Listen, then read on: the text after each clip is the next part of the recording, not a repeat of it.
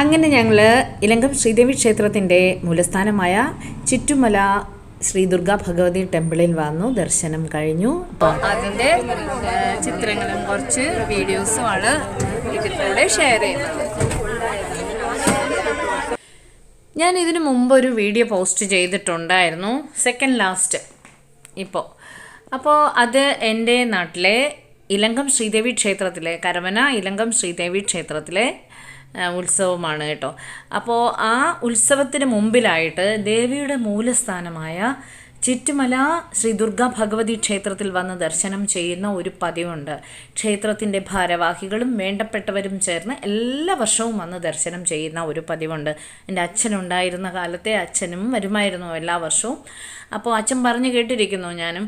പക്ഷേ എനിക്ക് ഇതുവരെയായിട്ട് ഇങ്ങനെ വന്ന് തൊഴാനുള്ള ഒരു ഭാഗ്യം ഉണ്ടായിരുന്നില്ല. ഈ വർഷമാണ് എനിക്ക് അങ്ങനെ ഒരു ഭാഗ്യം ഉണ്ടായത്.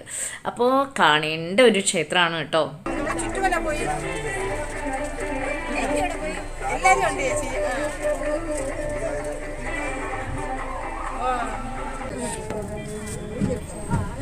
ഞങ്ങൾ കരമന നിന്നും വന്നത് ക്ഷേത്രത്തിലേക്ക് പോയത് 2 ബസ്സിലായിരുന്നു കേട്ടോ. ഒരു ലോങ് ബസ്സും ഒരു മിനി ബസ്സും. നിറച്ചും ആൾക്കാരുണ്ടായിരുന്നു. ഞങ്ങളുടെ ഒരാൾ സന്തോഷത്തോടെ ഫോണിൽ സംസാരിക്കുന്നത് നിങ്ങൾ കേട്ടിരിക്കുമല്ലോ. ആർക്കും ഒരു ആവർത്തനം വരുന്നത് തോന്നണ്ട കേട്ടോ. അതെനിക്കൊരു ഇഷ്ടമായിട്ട് ഞാൻ ഷെയർ ചെയ്യുന്നതാണ് നിങ്ങളുമായിട്ട്.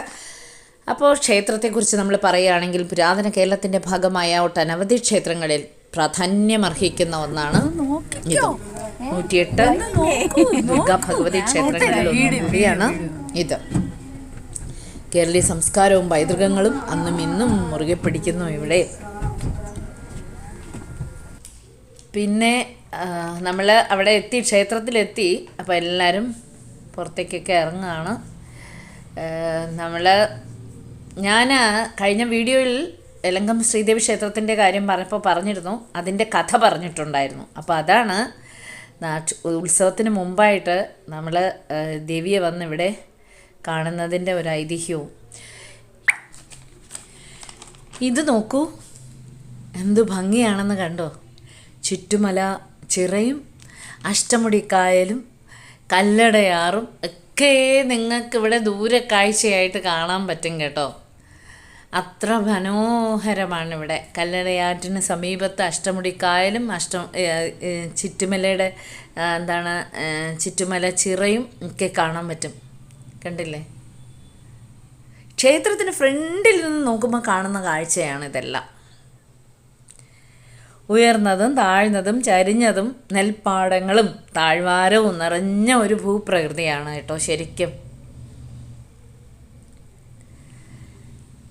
പ്രാചീന സംഘകൃതികളിൽ പ്രധാനപ്പെട്ടത് എന്ന് പറയുന്നത് നമ്മൾ പുറനാനൂറ് അകനാനൂറ് ഇങ്ങനെ 2 കൃതിയെക്കുറിച്ചാണ്. അതിൽ പുറനാനൂറിൽ ഈ കല്ലടയാറ്റിനെ കുറിച്ച് പരാമർശിക്കുന്നുണ്ട്. അതെങ്ങനെയെന്ന് വെച്ചാൽ കല്ലാടനാർ എന്ന് പറയുന്ന ഒരു കവി രചിച്ച കുറിഞ്ഞിപ്പാട്ട് എന്ന് പറയുന്ന കൃതിയിലാണ് കല്ലടയാറ്റിനെ കുറിച്ച് പറയുന്നത്. അതായത് ഇവിടുത്തെ കുരുമുളക് കൃഷിക്കായിട്ട്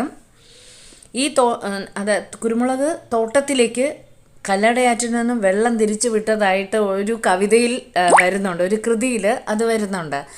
അപ്പോൾ അന്ന് മുതലേ നമ്മുടെ കല്ലടയെ പറ്റിയിട്ട് കല്ലടയാറിനെ കുറിച്ചിട്ടും പ്രസിദ്ധമാണ് എന്നുള്ളതാണ്. അതാണ് ഞാൻ പറഞ്ഞത്. കേരളീയ സംസ്കാരവും പൈതൃകങ്ങളുമായിട്ട് വളരെയധികം അടുത്ത പ്രദേശമാണ്, അടുത്തതെന്നല്ല അറിയപ്പെടുന്ന പ്രദേശമാണ് ചുറ്റുമല എന്ന് പറയുന്നത്.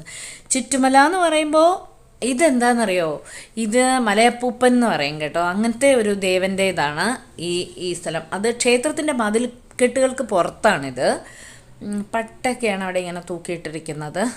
അങ്ങനെ ഞാൻ പെട്ടെന്ന് അവിടെ നിന്ന് ഇങ്ങനെ നടന്നു വരുമ്പോൾ ഞാനത് ശ്രദ്ധിച്ചു എന്താണെന്നുള്ള കാര്യം. അപ്പോൾ പിന്നെ അതിനെക്കുറിച്ച് അന്വേഷിച്ചപ്പോഴാണ് അത് മലയപ്പൂപ്പൻ്റെ ഇതാണെന്ന് പറഞ്ഞത്, സ്ഥാനമാണെന്ന് പറഞ്ഞു. ഇവിടെ നിന്ന് ഇങ്ങനെ താഴെ കുത്തനെ ഇറങ്ങി പോകുമ്പോഴാണ്, കുത്തനെ എന്ന് പറയാൻ കാര്യം നിങ്ങൾക്ക് താഴെ നിന്ന് നോക്കുമ്പോൾ മനസ്സിലാവും മുകളിൽ നിന്ന് ആൾക്കാർ വരുന്നത് എങ്ങനെയാണെന്നുള്ള കാര്യം. വളരെ ശ്രദ്ധിച്ച് പതുക്കെ പതുക്കെ പതുക്കെ ഇറങ്ങി വരാനേ പറ്റുള്ളൂ, കയറാനും. അവിടെ താഴെയാണ് നാഗർക്ഷേത്രവും ക്ഷേത്രക്കുളവും അതിനോടൊപ്പമുണ്ട്. പിന്നെ അവിടെ നിന്ന് നമ്മൾ നോക്കുമ്പോൾ താഴെ പോയിട്ട് പറയാം നെൽപ്പാടങ്ങൾ കാണാൻ പറ്റും കേട്ടോ. വളരെ ഭംഗിയാണ് കാണാനായിട്ട്. കണ്ടോ, ആൾക്കാർ അവിടെ നിന്ന് ഇറങ്ങി വരുന്ന ഒരു കാഴ്ച. ഈ മതിൽക്കെട്ടുകൾക്കുള്ളിലാണ് നാഗർക്ഷേത്രം. കുന്നുകളാൽ ചുറ്റപ്പെട്ടത് ചിറ്റുമല. അങ്ങനെയാണ് ചുറ്റുമലയെ പറയുന്നത്, കുന്നുകളാൽ ചുറ്റപ്പെട്ട പ്രദേശം എന്നുള്ളതാണ്. അല്ലാണ്ട് വേറൊരു കെട്ടുകഥയും കൂടെ പറയുന്നുണ്ട്, കെട്ടുകഥ ആയിരിക്കണം എന്ന് എനിക്ക് തോന്നുന്നു. അതെന്താണെന്ന് വെച്ചാൽ ഹൈന്ദവ നവോത്ഥാരണ കാലത്ത് കീഴ്ജാതിക്കാരെ കൊണ്ട്, നൂറ്റാണ്ടുകൾക്ക് മുമ്പുള്ള കാര്യമാണിത്, കീഴ്ജാതിക്കാരെ കൊണ്ട് കാടുകൾ വെട്ടിത്തെളിക്കുന്ന സമയത്ത് ചിറ്റ എന്ന് പറയുന്ന ഒരു സ്ത്രീ ഈ അരിവാൾ മൂർച്ച കൂട്ടുന്നതിന് വേണ്ടിയിട്ട് ഒരു കല്ലിൻ്റെ പുറത്ത് ഇങ്ങനെ അത് മൂർച്ച കൂട്ടുന്ന സമയത്ത് കല്ലിൽ നിന്നും ബ്ലഡ് വന്നതായിട്ടും അപ്പോൾ അവിടെ ദേവിയുടെ സാന്നിധ്യമുണ്ടെന്ന് അറിയിക്കുകയും അങ്ങനെ ക്ഷേത്രം ദേവി അവിടെ കുടിയിരുത്തുകയും ചെയ്തു എന്നൊക്കെയുള്ളതാണ്. അന്നത്തെ രാജഭരണകാലത്ത് അങ്ങനെ ചെയ്തു എന്നൊക്കെയാണ് പറയപ്പെടുന്നത് കേട്ടോ. പിൽക്കാലത്ത് അങ്ങനെ ക്ഷേത്രമുണ്ടാക്കി എന്നൊക്കെയാണ് പറയപ്പെടുന്നത്. അങ്ങനെ ഒരു കഥയുണ്ട്. അപ്പോൾ ഇത് 16 കരകളിലെ ഭക്തജനങ്ങൾക്ക് ചേർന്നാണ് ഈ ക്ഷേത്രത്തിൻ്റെ എല്ലാ കാര്യങ്ങളും ചെയ്യുന്നത് കേട്ടോ. 16 കരകളിലെ ഭക്തജനങ്ങളുടെ ക്ഷേത്രമാണ്. മാതൃദേവിയാണ് ദേവി എന്ന് പറയുന്നത് കേട്ടോ. എല്ലാം കൊണ്ടും ഒരു അതിശയപരമായിട്ടുള്ള ഒരു ക്ഷേത്രമാണ് കേട്ടോ.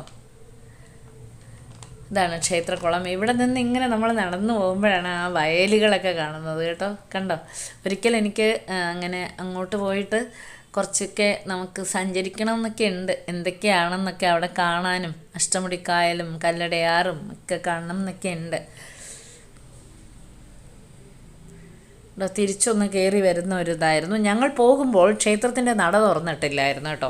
അപ്പോൾ അതാണ്, നാഗർക്ഷേത്രത്തിലും നട തുറന്നിട്ടില്ലായിരുന്നു. അപ്പോൾ ഇവിടെ നാഗരുടെ അവിടെ പോയി കണ്ടിട്ട് വരുമ്പോൾ, ദർശനം ചെയ്തിട്ട് വരുമ്പോൾ ഇവിടെ ക്ഷേത്രത്തിൻ്റെ നട തുറക്കും എന്നാണ് പറഞ്ഞത്. അപ്പോൾ അതുപോലെ തന്നെ നട തുറന്നിരുന്നു ഞങ്ങൾ വരുമ്പോൾ.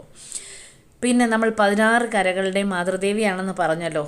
ഈ ഉത്സവ സമയം എന്ന് പറയുന്നത് മീനമാസത്തിലെ പൂരം നാളിലാണ് ദേവിക്ക് ഉത്സവം വരിക. അപ്പോൾ ആ ഉത്സവ സമയത്തെന്ന് പറയുന്നത് ഈ 16 കരകളിൽ നിന്നും കെട്ടുകാഴ്ചകളുണ്ടാവും കേട്ടോ. കെട്ടുകാഴ്ചകൾ എൻ്റെ സിസ്റ്റർ ലൈൻ പറയുന്നുണ്ട് വളരെ പ്രസിദ്ധമാണെന്ന് ഈ ക്ഷേത്രം. ഇത് കണ്ടോ, ഇത് കുതിരയാണ് കേട്ടോ. കുതിരയുടെ കെട്ടുകാഴ്ചയാണ്. ഇതിനെക്കുറിച്ച് പറയുകയാണെന്നുണ്ടെങ്കിൽ അതാണ് ഞാൻ പറഞ്ഞത്, മതസാഹോദര്യത്തിൻ്റെ ശീലവും കൗതുകവും ഉണർത്തുന്ന ക്ഷേത്രമാണ് ഇത്. പ്രാചീന കാലത്തേ ഉള്ള ക്ഷേത്രമാണിത്. അപ്പം മതസാഹോദര്യം എന്നൊക്കെ പറയുന്നത് അതൊക്കെ കേൾക്കുമ്പോഴും കാണുമ്പോഴും ഇപ്പോഴും അത് വെച്ച് പുലർത്തുന്നത് കേൾക്കുമ്പോൾ തന്നെ നമുക്കത് മനസ്സിലാവുമല്ലോ.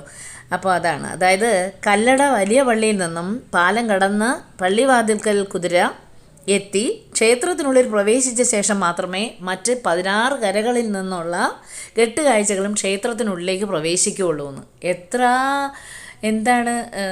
അതിശയകരമായ എന്നാൽ കൗതുകം തോന്നിക്കുന്ന, എന്നാൽ എനിക്ക് ശരിക്കും ഭയങ്കര അതിശയം തന്നെയാണ് തോന്നിയത് കേട്ടോ. അതിനെക്കുറിച്ച് കേട്ടപ്പോഴും മനസ്സിലാക്കിയപ്പോഴും ഒക്കെ ആയിട്ട് ഇപ്പോഴും ഈ ആചാരങ്ങൾ അനുഷ്ഠാനങ്ങളും നിലനിൽക്കുന്നുണ്ടോ,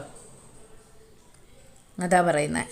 അപ്പോൾ അതാണ് നൂറ്റാണ്ടുകൾ പഴക്കമുള്ള ക്ഷേത്രമാണെന്ന് പറയാൻ കാര്യം ഇത് ഉണ്ടോ. അപ്പോൾ ഈ ക്ഷേത്രത്തിനുള്ളിലാണെങ്കിൽ ഞാൻ ആ ചുറ്റുവളപ്പൊക്കെ പോയിട്ട് ഒരു പ്രദക്ഷിണം കഴിഞ്ഞ് വന്നു. ഇവിടെ ഉപദൈവങ്ങളായിട്ട് ജലദുർഗ, വീരരക്ഷസ്, ബ്രഹ്മരക്ഷസ്, മാടസ്വാമി, വേട്ടയ്ക്കൊരു മകൻ, അങ്ങനെ എല്ലാം ഉണ്ട് കേട്ടോ. ശ്രീഭദ്ര എന്നൊക്കെ പറയുന്ന ദേവി, അങ്ങനത്തെ കുറേ ഉപദൈവങ്ങളെല്ലാം ഞാൻ കണ്ടിരുന്നു. ശാന്തസ്വരൂപിണിയായ ശ്രീ ചുറ്റുമല ദുർഗാ ഭഗവതി ദർശനം പുണ്യം. പ്രണാമം. അപ്പം നമ്മൾ ദേവി ദർശനമൊക്കെ കഴിഞ്ഞ് തിരിച്ചു മടങ്ങായി. അപ്പം ഞങ്ങളിപ്പോൾ ബസ്സിനകത്താണ്. നിങ്ങൾ അതിൻ്റെ ബാക്ക്ഗ്രൗണ്ട് സംസാരമൊക്കെ കേൾക്കുന്നുണ്ടാവും. ഇനി നമ്മളെ ചിരിച്ചതും കരഞ്ഞതും ഒക്കെ 2-3 സെൽഫിയൊക്കെയാണ്, വേറൊന്നുമില്ല. പിന്നെ ഞങ്ങൾ ക്ഷേത്രത്തിൻ്റെ ഫ്രണ്ടിൽ വെച്ചിട്ട് ഞങ്ങളെല്ലാവരും കൂടെ പോയവരൊക്കെ കൂടെ ചേർന്ന്, എല്ലാവരും ഒന്നും എത്തിയിട്ടില്ല കേട്ടോ. പ്രദക്ഷിണം വെച്ച് കുറച്ച് പേര് പോയിട്ടുണ്ട്. അങ്ങനെയൊക്കെ ഒരു ഫോട്ടോ എടുത്തായിരുന്നു. അപ്പോൾ അതും ഞാൻ നിങ്ങളുമായിട്ട് ഷെയർ ചെയ്യുകയാണ്. കണ്ടോ, സിസ്റ്ററെല്ലാം അങ്ങ് ക്ഷീണിതയായി. ഇനി ഒരു നല്ല വീഡിയോ ആയിട്ട് നമുക്ക് കാണാം. Bye bye.